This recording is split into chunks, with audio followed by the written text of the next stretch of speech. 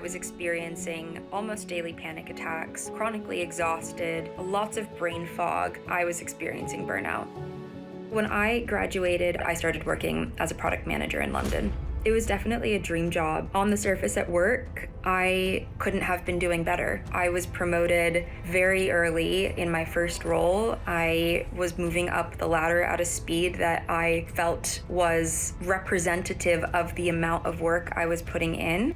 I was around 24 years old when the symptoms of burnout started. That is the chronic exhaustion. I would sleep for 8 hours and I would not feel rested. I would be as groggy, as irritable as I was before I went to bed. The body aches, the migraines. It even got to the point where I had trouble digesting food because I was constantly anxious and I would have panic attacks. When you're in burnout, one of the key symptoms that we see is cynicism, irritability, depersonalization. I did not tell anyone I was burnt out until several months after realizing it myself. I was ashamed, quite frankly, of being burnt out. I was just in this head down, grind every day, keep growing, and I thought that saying yes showed I was a good employee. I used to cope with my exhaustion by ignoring it. I turned to drinking. I looked for anything that would say, this is a really easy way to take the stress off for 20 minutes. My first steps for recovering from burnout were, one, admitting that I was experiencing burnout. I had a conversation with the HR department and they said, okay, what needs to change right now? But unless something changes, nothing will change. A lot of what got me into burnout was this perfectionism, all or nothing mentality, people pleasing, feeling like I just had to say yes to everything. Stress was the thing that motivated me. It kept me going.